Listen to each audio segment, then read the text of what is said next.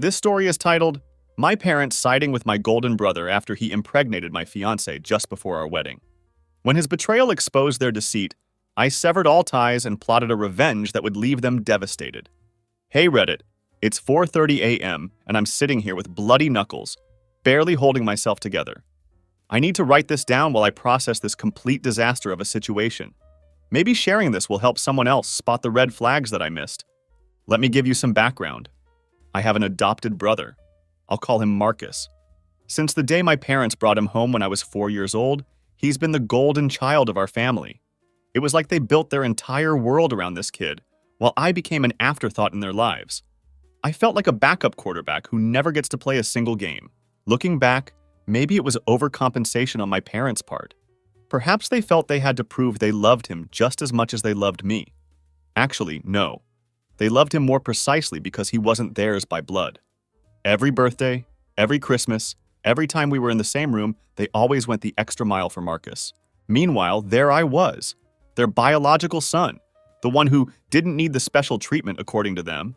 And Marcus was always the charming one. He got straight A's without even trying, and became captain of whatever sports team he felt like joining that semester.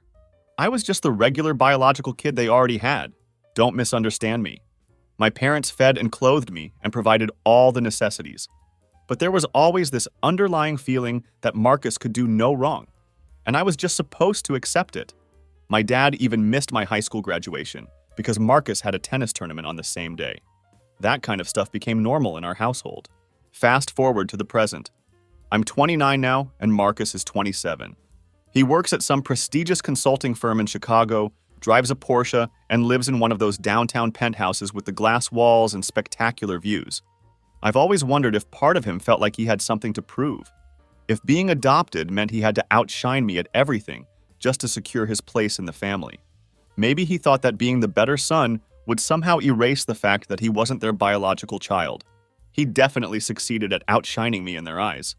I've busted my ass to become a firefighter and made lieutenant last year, the youngest in my district. I love my job and literally save lives.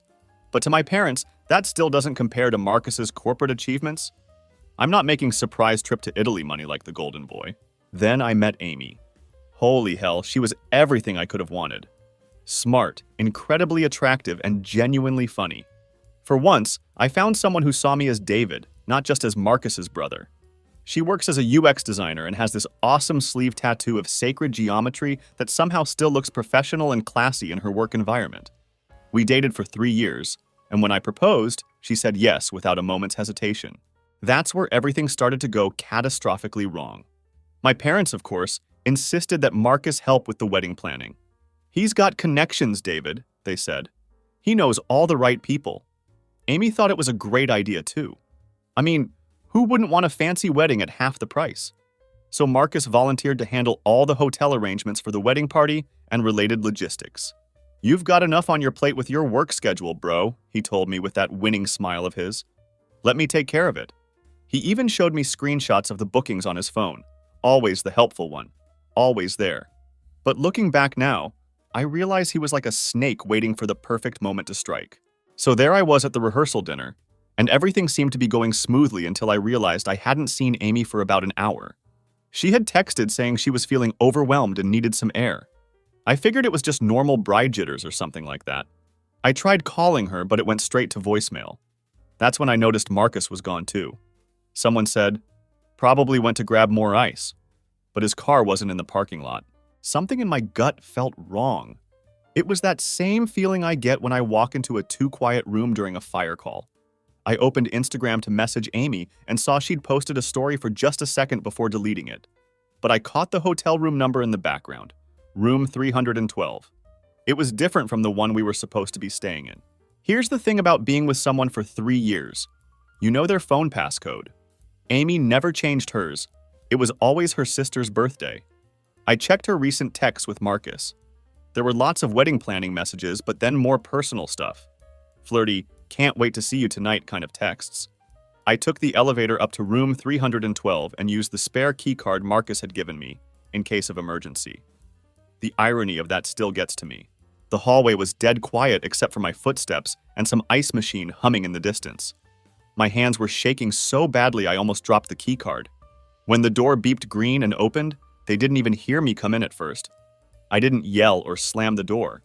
I just stood there, taking it all in, my mind racing about what I should do at this shitty moment. The first thing that came to mind was to take pictures on my phone. Evidence. That's when Marcus noticed me. This fucker didn't jump or try to cover up. He just smirked. He actually had the audacity to smirk at me. "She was never yours to begin with," he said, reaching for his phone. "Want to see the messages? How long this has been going on?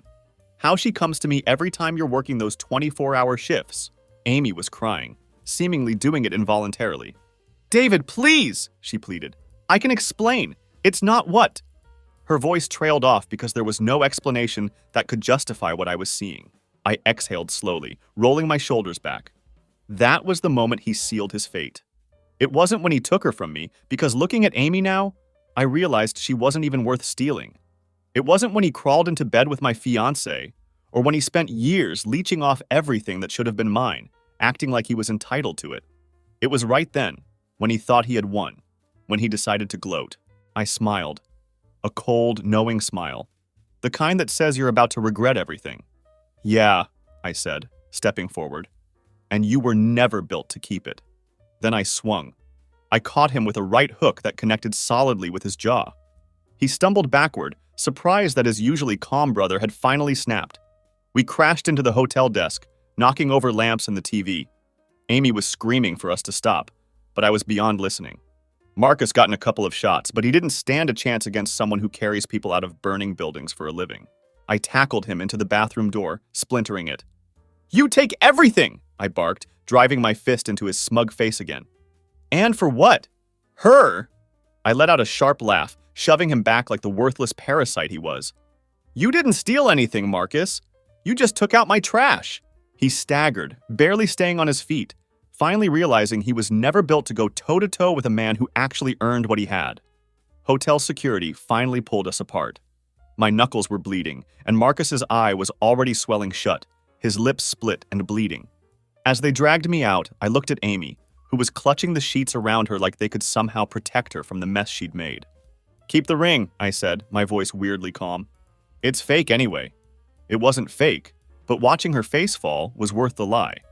I sat in my truck in the hotel parking lot for a long time, just processing everything. I called and canceled the venue, then called my crew chief and asked if I could pick up extra shifts next week. Anything to keep busy. After sitting in my truck for about an hour that night, I finally decided to call my parents back, just to let them know the wedding was off. I tried to be simple and direct, but before I could even finish my sentence, my mom cut me off. "Marcus already called us," she said. "How could you, David? Attacking your brother like that? We raised you better." Of course he had called them first. Classic Marcus move, always controlling the narrative. "Did he mention he was fucking my fiancée?" I shouted into the phone. Yeah, not my proudest moment, but I was still seeing red. There was dead silence on the other end. Then my dad spoke. "There must be some misunderstanding. Marcus said Amy came to him upset about having doubts, and he was just comforting her when you barged in and went crazy. Unbelievable. Even with this, they were taking his side. The golden child could do no wrong, even when caught deep in my fiancé." "Yeah, he was comforting her all right," I said bitterly. "With his dick." My mom gasped, and my dad told me I was being vulgar and irrational. He suggested I come over tomorrow when I'd calmed down. I hung up. I sat there, gripping my phone so hard my fingers ached. My head was pounding, and my heart was still slamming in my chest.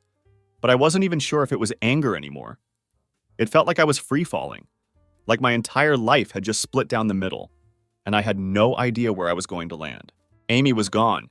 The wedding was off. My parents had predictably taken Marcus's side, and Marcus was probably sitting somewhere smug, knowing he'd gotten away with it again.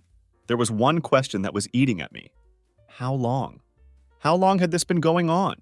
Was it just some spur-of-the-moment betrayal, or had I been a joke to them for months, or even years? Did he always have his sights set on whatever was mine? And then another thought hit me, one that made my stomach turn. Was Amy the first? I ran through every serious relationship I'd ever had, every girl I had ever trusted, and a sick feeling crawled up my spine. Marcus had always been charming, always the center of attention, and I had never thought twice about it. Until now. I needed to know the truth. I scrolled through my contacts and found a number I hadn't used in years, Marcus's ex, Nicole. I hit call before I could talk myself out of it. "Who's this?" she answered warily. "Nicole, it's David," I replied, my voice tense. There was a pause before she responded. "Why are you calling me?" She was straight to the point, which I appreciated at that moment. "I need to ask you something about Marcus," I said, struggling to keep my voice steady. Nicole scoffed on the other end of the line. "No, you really don't." "It's important," I forced the words out, my throat dry from emotion. I need to know. When you two were together, did he ever cheat on you?" That got another sharp laugh from her, but there was no humor in it. "You're calling me out of nowhere after 2 years to ask if Marcus was faithful? I don't know what kind of mess you're in, but I'm not part of it. I have nothing to do with him anymore." "It is your business." My voice came out harsher than I meant it to, but I didn't care at that point. "He was sleeping with Amy." Silence fell between us. When Nicole finally spoke again, her tone was clipped. "That's awful, but it's not my problem." "You were with him for 3 years," I pushed, desperate for answers. "You just suddenly broke up. No explanation. Was it because of something like this?" Nicole exhaled sharply, like she was trying to hold back something bitter. "David, I don't owe you anything. You should have figured out the kind of guy your brother is before he wrecked your life, not after—" "I'm just trying to understand," I said, the desperation clear in my voice. "I need to know if this is who he's always been." There was a long pause, and then flatly she said, "Move on," and hung up. I stared at my phone screen, a wave of anger rolling through me. She knew something. I could feel it. But she wasn't willing to say it. Fine. I didn't need her. I still had a job to do. I shoved my phone in my pocket, turned the key in the ignition, and pulled out of the lot. I decided to go to my parents' house first thing in the morning to show them exactly what their golden child had done. The next morning, as I was about to head out again, my phone rang. It was Nicole. I picked up, bracing myself for another shutdown, but her voice was different this time. "David, I'm sorry about yesterday," she said, her tone gentler than before. I didn't know." I didn't say anything, just waited for her to continue. She took a deep breath before speaking again. "There's something you should know about Marcus. Can we meet?" We agreed to meet at this 24-hour diner I sometimes go to after rough shifts. When I arrived, Nicole looked different than I remembered. She seemed more confident, but also kind of nervous, with an underlying tension in her movements. "I wasn't going to say anything," she started, fidgeting with her coffee cup. "But after what he did to you and Amy, you deserve to know." She pulled out her phone and showed me pictures of a little boy, maybe 18 months old. He was a cute kid with curly hair and big, expressive eyes. "This is Lucas," she said, her voice softening as she looked at the image. "Your nephew." I stared at her, not understanding at first. Then it hit me like a ladder falling off the fire truck. "Marcus has a son. Why would he hide that?" I asked, genuinely confused. Nicole laughed, but there was no humor in it. "Because he wanted nothing to do with him. When I told Marcus I was pregnant, he said it would ruin his image and offered to pay for an abortion. When I refused, he made me sign an NDA as part of a support agreement. I get monthly payments as long as I never tell anyone he's the father, especially not your parents." I looked closer at the photos of the little boy. The kid had the same dimple on his right cheek that Marcus has. Holy shit. This was real. "There's more," Nicole said, scrolling through her phone. She showed me screenshots of conversations and emails where Marcus talked about other women while they were together, including some from Amy that started 6 months ago. 6 months. Amy and I were already engaged by then. We were literally looking at wedding venues. "Why are you showing me this now?" I asked, trying to process the flood of new information. "Because I'm tired of the lies," she replied with determination in her voice. "And because your family deserves to know what kind of person he really is." She hesitated for a moment before continuing. "There's something else you should know. Marcus has been taking credit for your work at the fire department." I blinked in confusion. "What? How?" "You know Kevin at your station? The one with the podcast about extreme sports?" she asked. Kevin. The guy who always seemed too interested in my ideas at shift meetings. A sinking feeling formed in my stomach as the pieces started to connect. "Marcus and Kevin play racquetball together," Nicole explained. "Kevin's been feeding Marcus all your fire safety protocols and community outreach ideas. Marcus has been presenting them to the city council as his own consulting work. That's how he landed that city contract last year, with your shelter improvement plan." My head was spinning. The golden child had built his kingdom on lies, and now I had the evidence to burn it all down. What are you going to do? Nicole asked. I smiled, the kind of smile you get when you're about to hit back for the first time in your life. I'm going to introduce my parents to their grandson. The next morning, I asked Nicole if she'd come with me to my parents' house. She was nervous about breaking the NDA with Marcus, but I had a workaround. What if I'm the one who tells them? I suggested. You're just there to confirm.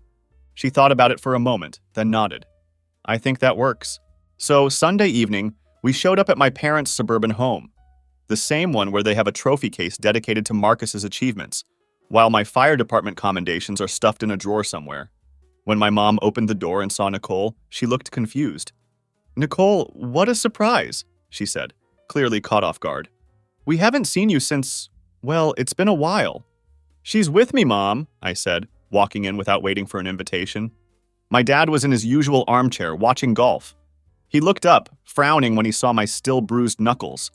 David, if you've come to apologize to your brother, he's not here. I know, that's why I came, I replied. Now there's something you both need to know. I motioned for Nicole to sit, then pulled up the first photo of little Lucas and handed my phone to my mom. My dad leaned over to look. What a cute baby, my mom said, confused by the seemingly random image. Whose child is this? Your grandson, I said firmly. Marcus's son. The color drained from both their faces. My dad snatched the phone from my mom's hands, zooming in on the picture like he couldn't believe what he was seeing. That's not possible, he stammered. Marcus would have told us if he had a child. Nicole spoke up, her voice quiet but firm. He made me sign an agreement never to tell anyone. He pays child support on the condition I keep quiet. I swiped to the next photo, Lucas at the park, with the family dimple clearly visible on his chubby cheek. Oh my God, my mom whispered, her hand going to her mouth. He looks just like Marcus did at that age, my dad finished, his voice hollow with shock. I took back my phone and pulled up some of the screenshots Nicole had shared. There's more, I said, my voice level despite the storm of emotions inside me. Marcus has been cheating on every girlfriend he's ever had, including with my fiancée for at least 6 months. My parents sat in stunned silence as I showed message after message, all date and time stamped. They couldn't deny the evidence right in front of them. And, I continued, he's been stealing my work through a guy on my crew, presenting it as his own to city officials. My dad shook his head in disbelief. No, there must be some explanation. That's when the front door opened, and Marcus walked in. Perfect fucking timing. He froze when he saw all of us in the living room, his eyes locking first on Nicole and then on the phone in my hand. One side of his face was still purple from where I'd connected with my fist. What the fuck is she doing here? He snarled, his perfect mask slipping completely. My mom stood up, tears in her eyes. Is it true? Do you have a son? Marcus's face went through about 5 expressions in 2 seconds, finally settling on cold calculation. Something I recognized from years of watching him manipulate situations to his advantage. Nicole's mentally unstable, he said dismissively. That kid could be anyone's. Stop lying, Nicole cut in, something fierce in her voice that I hadn't heard before. I have the DNA test results in my purse. Lucas is your son, and these people are his grandparents. My dad stood now too, looking older than I'd ever seen him. All these years we trusted you, supported you.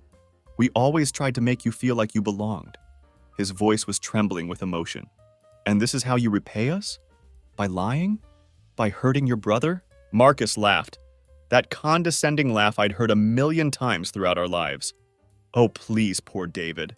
Always the victim. He turned toward me with a sneer. You want to know why Amy came to me? Because she was bored. Because David's just a... He didn't finish his sentence because my dad did something I'd never seen in my 29 years. He slapped Marcus across the face. Get out of my house, he said, voice shaking with a mixture of anger and disappointment. Marcus looked stunned, touching his cheek where the slap had landed on top of my bruise. Then his eyes narrowed dangerously. Fine, but don't expect another dime from me. No more vacations, no more helping with the mortgage. You're on your own. As he stormed out, slamming the door behind him, my parents collapsed onto the couch. My mom was openly sobbing now. I'm so sorry, David, she kept saying through her tears. We didn't know. We didn't see it. It wasn't the vindication I'd expected. It just felt sad. After Nicole left, I stayed for a couple more hours, just talking with them. They had a lot of questions about Lucas. When was he born? Does he have any allergies? Does he like dinosaurs or trucks? Kid's not even 2, I pointed out with a small smile. So both, I guess. Monday morning, I spent hours canceling all the remaining wedding stuff. Pro tip: when vendors hear my brother slept with the bride, they get surprisingly flexible about refund policies. Most gave back at least 70% of the deposits, even the venue that was supposed to be non-refundable. The few who were being difficult about it, let's just say their Yelp pages are about to get some pretty detailed reviews. Amy's been blowing up my phone. First with tearful apologies, then with accusations like, "You never made me feel special," and "You work too much," then back to begging for forgiveness. The most recent one was a voice message where she's crying so hard I can barely understand her, saying she made a huge mistake and Marcus manipulated her. I haven't blocked her. I'm just letting the messages pile up in case I need them later. Plus, it's kind of satisfying watching her spiral, not going to lie. The interesting part started Tuesday. Remember Kevin from my fire station? The guy who was feeding info to Marcus? I confronted him during shift change and laid out everything I knew. Dude turned white as a ghost. "I didn't know he was using you like that," he stammered, clearly panicking. "He just asked casual questions about your schedule, your policies. Said he was proud of his brother's work." "Save it," I told him, cutting off his excuses. "You've got 2 options. Help me take him down properly, or I go to the chief today about how you've been sleeping through night shifts and swapping coverage without logging it." Kevin chose option 1. Smart guy.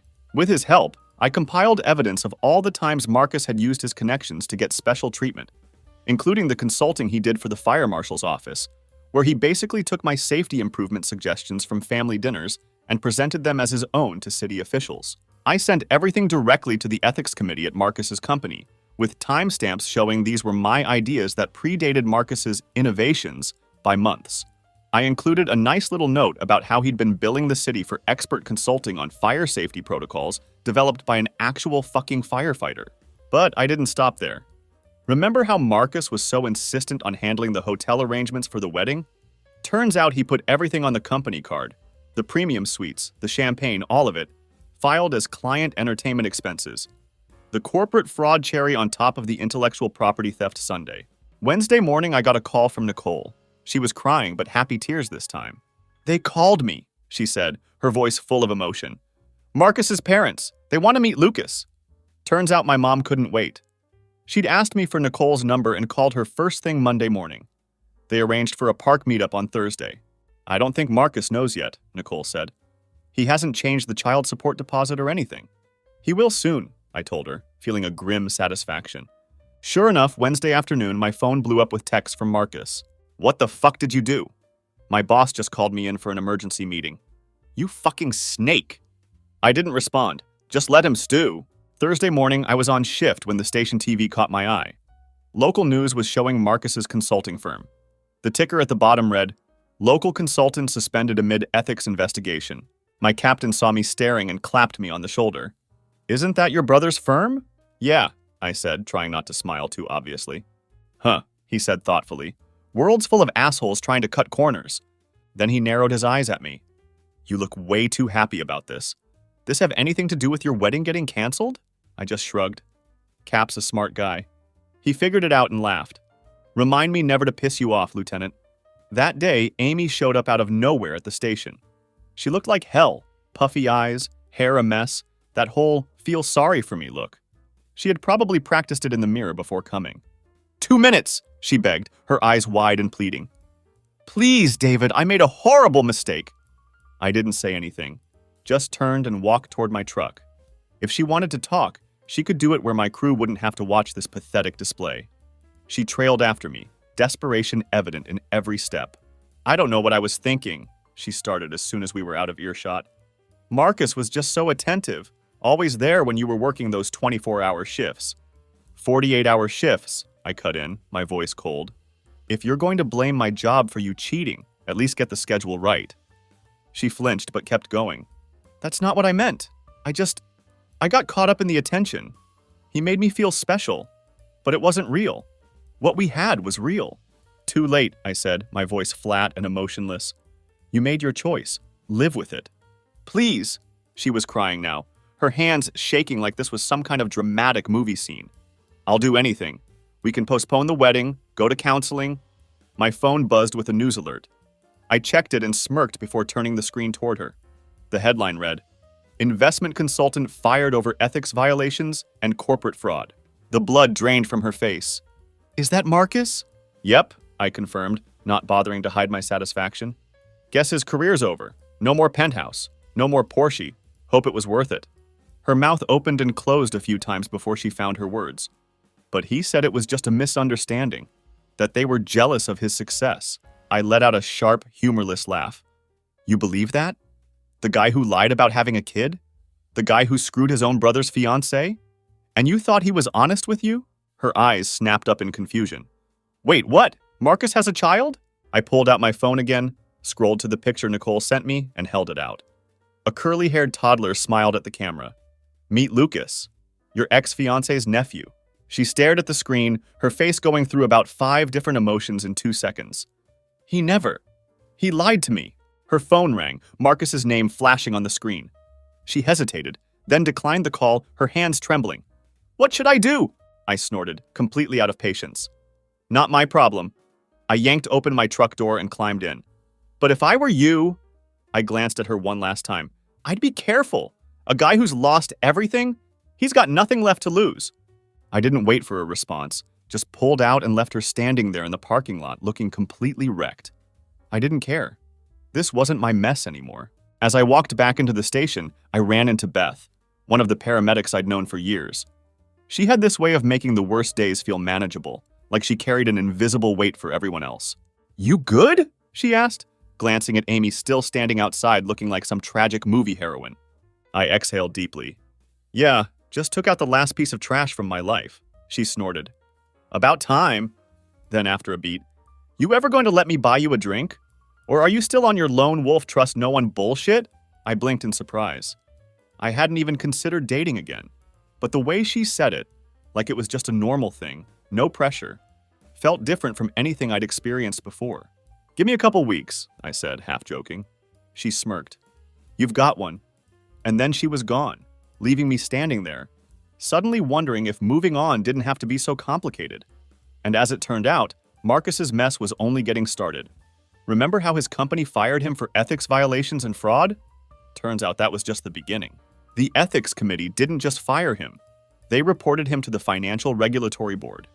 His consultant license is being reviewed, which basically means he's unemployable in his field. The fancy corporate credit card is gone, and apparently he was living pretty much paycheck to paycheck despite the high salary. Lots of debt, minimal savings. The perfect Instagram life was built on financial quicksand. I know all this because my parents have been getting regular updates from him, mostly desperate calls asking for money. They've been keeping me in the loop, which is a new and weird experience. For once, I'm not the last to know family news. Meanwhile, Amy's been on her own downward spiral. She lost her job at the design firm, not because of any scandal, but because she stopped showing up after our wedding was called off. Her roommate, who was supposed to be a bridesmaid, reached out to me last week. Apparently, Amy's been crashing on the couch, crying constantly and refusing to look for new work, she told me. She keeps saying she's going to fix things with you. I told her to move on, but Amy's not listening. I blocked Amy's number after that. I'm not dealing with that level of delusion. But the real shit hit the fan last night. I was at home watching the hockey game when someone started pounding on my door around 11 p.m. I checked the peephole and nearly fell over. It was Marcus, looking like absolute hell. He had a fresh black eye, his clothes were wrinkled, and he reeked of cheap beer when I opened the door. Not exactly the polished consultant image he used to maintain. "Can I crash here?" he slurred, trying to push past me into my apartment. I blocked the doorway with my body. "What happened to your eye?" He touched it like he'd forgotten it was there. "Ran into one of Amy's friends at a bar. Guy sucker punched me." "And you're here because?" I asked, already knowing I wasn't going to like the answer. "Got evicted yesterday. Been staying at a motel, but my card got declined." The pathetic part is, he wasn't even trying to sound sympathetic. He genuinely expected I just let him in after everything he'd done. Like our brotherhood trumped his betrayal. "Not happening," I said firmly, starting to close the door. He stuck his foot in the gap, preventing me from shutting him out. "I'm your brother," he said, as if that explained everything. I let out a cold laugh. "You're not my brother. You're just some kid my parents picked up and decided was more important than me. His face twisted with anger, but I didn't let him get a word in. You want to talk about family? I continued, years of resentment fueling my words. A real brother doesn't stab you in the back. A real brother doesn't steal from you, doesn't sleep with your fiancée, doesn't make a career off your work. You're just a liar, a fraud, and now a homeless piece of shit. His mouth opened and closed, like he wanted to argue but didn't know where to start. He settled on sheer entitlement. God, are you still on that? He asked, actually sounding annoyed, like I was being unreasonable for not letting it go. It was weeks ago. I shoved his foot out of the way with my own. Go crash with one of your consultant friends, or Amy. His face changed then, a flash of desperation breaking through his arrogance. Amy won't answer my calls. None of my friends will. And Dad hung up on me. I raised an eyebrow, unable to hide my satisfaction. Wow, it's almost like actions have consequences. That's when he switched tactics, his voice getting all soft and pitiful. I need help, David. I think I have a problem with substances. Christ, this guy, always the victim, never the villain in his own story. You have lots of problems, Marcus, I replied coldly. None of them are my responsibility. Where am I supposed to go? He whined, like a child who'd been told he couldn't have dessert. There's a shelter on 7th and Oak, I offered without sympathy. I helped set up their fire safety system last year. Tell them Lieutenant Wilson sent you. His face contorted in disgust, like I'd suggested he sleep in a sewer. A shelter? I'm not some bum. Could have fooled me, I said, and slammed the door in his face. He started pounding on it again, yelling all kinds of shit about how I'd ruined his life and had always been jealous. Classic Marcus, rock bottom and still convinced it's everyone else's fault. I turned up the TV volume and let him tire himself out. My neighbor across the hall, a retired detective, poked her head out at one point. I heard Marcus try to charm her into letting him use her phone. That went about as well as you'd expect from a no-nonsense former cop. Eventually he left, but not before shouting that this wasn't over. Very original threat. Much scary. The next morning I got a text from a number I didn't recognize. This is Nicole. Marcus showed up at my apartment at 3 a.m. demanding to see Lucas. I called the police. They took him away but said I need a restraining order. Can you help? So that's where I'm headed now. The courthouse downtown to help Nicole file paperwork. My buddy from the academy is a sheriff's deputy now, and he said he'd help fast-track it. Meanwhile, my parents are beside themselves. My dad wants to get Marcus into rehab. My mom's torn between the son she raised and the son she enabled. And I'm just trying to protect the innocent people caught in the wreckage Marcus leaves behind. Marcus finally ran out of people to con. The golden child routine doesn't work when there's nothing left to take. And while I'm not sitting here reveling in his downfall, I'm not losing sleep over it either. He made his choices. He burned every bridge, took what wasn't his, and now he's standing in the ashes, wondering why no one's offering him a way out. Actions have consequences, and I'm making damn sure he feels every single one. Some lines you don't cross. Sleeping with your brother's fiancée? That's at the top of the list. And I'm not going to lie, I felt kind of empty after reading that text from Nicole. This wasn't the triumphant victory I'd imagined. But a few minutes after I put my phone down, another text came in. From Beth. Hey, Lieutenant, your week's up. Still want that drink? I smirked, shaking my head as I typed back. I owe you one, don't I? 3 dots appeared, then disappeared, then reappeared. Finally, damn right, Friday at 7, don't be late. For the first time in a long time, I wasn't thinking about the past. I wasn't stewing over betrayals, canceled weddings, or family loyalty that was never really there. I was just a guy, making plans with someone who saw me for who I was. And maybe, just maybe, that was the best revenge of all.